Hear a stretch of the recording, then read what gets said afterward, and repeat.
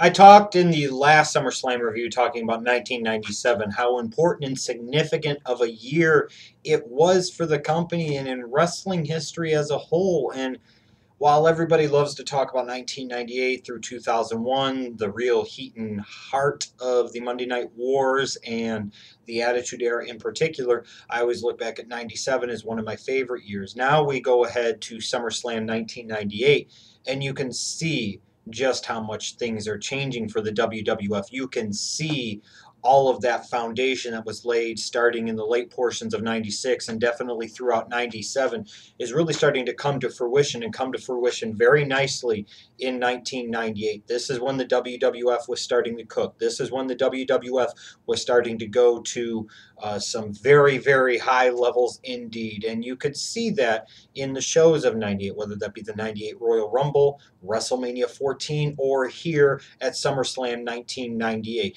While I'm not sure that I would say I like this show quite as much as the previous year's installment of SummerSlam, because I thought SummerSlam 97 was a little bit more historically significant and important. This was still a really good and, in my opinion, quality SummerSlam show that accomplished a load of different things. Hell, I mean, you look back at this time, they had third-tier titles with story to them. They had third-tier titles that got pay-per-view matches consistently, and those matches got time. What am I talking about? You open up SummerSlam 98 with a 15-minute match between D'Lo Brown and freaking Val Venus for the European Championship. This speaks to the talent level of the roster at the time. This speaks to the talent level, frankly, of the creative team of the WWF at the time. And this just speaks to me again of the overall quality of the product in general of the WWF in 1998. I mean, it was astounding. It was awesome. And this match here, the only thing I don't like about it was the fact that it ended in a washy kind of DQ finish. It didn't have a clean finish. But a 15-minute match for the European title with the story heading into it with D'Lo Brown and Val Venus, that kicked off SummerSlam 98. I mean, that's pretty damn good. You wish the IC title or the US title got featured in any way close to the way the European Championship used to do. Holy hell. One match that I really like on this, of course, even though it left me slightly unfulfilled, was X-Pac versus Jeff Jarrett in a hair versus hair match. See, this type of special attraction match for a big show, no belts on the line, just two guys, kind of a mid-card feud, and you throw some type of quirky stipulation in it, and it brings it together, and it really works. My only pissed off disappointment to all this is that after X-Pac beat fucking Jeff Jarrett, he only got part of his haircut. He didn't get the whole damn head shaved off. That's what should have happened here. It was ridiculous, but it was still awesome nonetheless. This was also a significant pay-per-view because this was really an early chance for an Edge to shine, and you put him in a big spot here, teaming him up with Sable to take on Mark Merrow and Jacqueline in this mixed tag match. And you're looking at Edge. This was a young guy, and you could see that something was there. You weren't sure maybe if this guy was going to be a future top star, but you knew this guy was going to be a star of some level and of some note. And at this time, you're lining him up with Sable, and I don't give a shit what anybody wants to say. The fact of the matter is that in 1998, one of the top 5 stars in the WWF beyond question, and I'll argue anybody with this until I'm blue in the freaking face, was Sable. Not even close. Easily in the top 5. Easily. And you choose this as a moment, an opportunity, a chance to spotlight a young Edge and throw him into this feud between Sable and Mark Merrow. Again, very, very well done at a time where you were trying to build new stars and you were trying to set yourself up well for the future. Not only had the WWE start to bore some of the fruits of that labor in 96 and 97 here, they were still doing it here in 1998. Very, very well done. One of those matches that I always look back on very fondly for many different reasons is this Lion's Den match at SummerSlam 98 between Ken Shamrock and Owen Hart. I think this is a match that the WWF should have had with Brock Lesnar at some point in time since they brought him back in 2012. He had the UFC credentials, a former heavyweight champion in the UFC. I've never understood why he hasn't had a Lion's Den match. match, whether that was against John Cena at Extreme Rules 2012, or maybe Triple H, let's say, at a WrestleMania 29 or Extreme Rules 2013. At some point in time, I think Brock Lesnar should have a Lion's Den match, because this really works and it emphasizes the MMA background and the legit fighting credentials of the performer.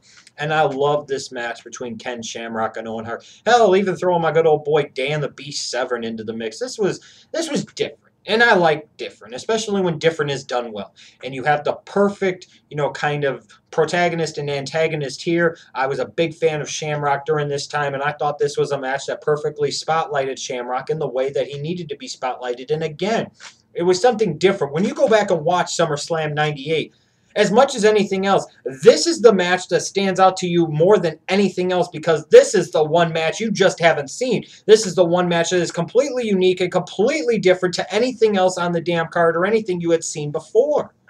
It was outstanding stuff. Then you get to basically the handicap tag team title match between the New Age Outlaws and Mankind.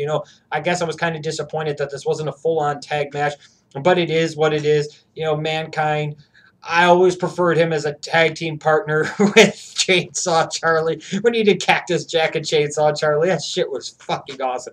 But you look at it here. You've got the New Age Outlaws, D-Generation X, featured in a prominent part of this show. You've got Mankind, who's been in the fold for over 2 years in your company now. He's one of your bigger stars in the company. He's featured here in one of your biggest matches. And again, when you look at the last 3 matches on this card, you see a combination of established top guys, and you see new faces and up-and-coming talents and guys that are over like $1 million. This is the way it feels like a big show, a SummerSlam should be structured. Your biggest stars at the end of the show in matches of increasing significance and importance. The flow and the structure of this card in this show, I thought, going back and watching it again, was outstanding. And it only got better once you got to the ladder match for the Intercontinental Championship between Triple H and The Rock. I mean, holy hell. Here's DX. Here's The Nation. Here's Triple H. Here's The Rock. It's one of these things you could say, well, it's not really The Nation. Whatever. The bottom line is this match was outstanding. And this is one of these matches where you could see, again, where the fruits of the labor of the WWF in trying to build up these new stars was really starting to pay off here. Because you watched this match and you said, The Rock's ready. This guy's ready to be a man. And if not the man. And this guy, Triple H, man, he's starting to grow on me. He's going to be a man and one of the men during this upcoming next few years. You knew it when you watched it then, and you could definitely see it when you watch it now. This match was outstanding. You look at it, not only was the match really good, not only did it involve big stars, but what it did for both of these guys. You were able to get Rock away from the IC title, knowing that he had to sit there and go on to bigger, better things later on in the year. You give Triple H the title here, and you know that you're slowly building him up as well to become a big-time future top star. You look at it this way. And I could even go to Shamrock and Owen Hart in the Lion's Den match. When you look at the second half of this card, the first 4 matches are one thing, but when you look at the last 4 matches on the card, each match is unique and different in its own way, and it features the right guys. Shamrock was over big in the Attitude Era in 98, and he was right here in the middle of the show. Then you've got the New Age Outlaws and Mankind after that for the Tag Team Championships. Here you've got Triple H and The Rock facing off for the IC title in a freaking ladder match. Outstanding stuff. And, Triple H, this is after his great match in 97 in the steel cage against Mankind. This match was even better with him and The Rock. I mean, this was outstanding. You could argue that this was definitely the match of the night. And then you get to the match that really, to me, was the appropriate match at the appropriate time for the appropriate company at this show. And that's Stone Cold Steve Austin versus The Undertaker for the WWF Championship. And what I've always went back and liked about this match, what I've always liked and appreciated about this match, was that even though you had the Vince McMahon factor and you had the Kane factor, you kept everything out. This was Austin. This was The Undertaker. Straight up, these two guys wrestle and let them go at it. I've always went back and watched this match. While it's not one of the 10 best SummerSlam matches of all time, it's not one of the all-time great SummerSlam matches. It's not even necessarily one of my favorites in terms of pure entertainment value and enjoyment. What I have always liked about it and enjoyed about it is that in an era of Crash TV, in an era of all of this bullshit and all of that bullshit, you primarily kept it clean with Austin and Taker. You primarily just sat there and said, these two guys are going to wrestle. They're wrestling for the title. Let the best man win. And I loved how this came across. I loved this match.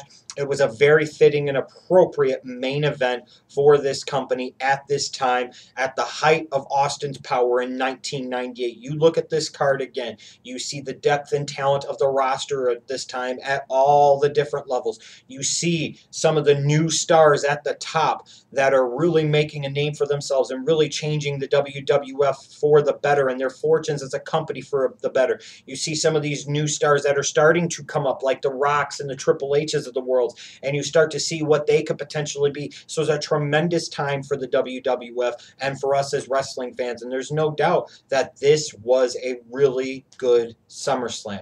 If you're looking for SummerSlams to go back and watch that remind you of what the WWE used to be, what they could do, and what you still hope sometimes they can be capable of doing, and you want to understand the historical significance of the show and historical and important and significant events, then you go right here to SummerSlam 1998. This is one of these SummerSlams you need to go back and watch to help you get excited for SummerSlam 2014 and every SummerSlam the year after and after and after. So it's a really, really good show. Well done by the WWE.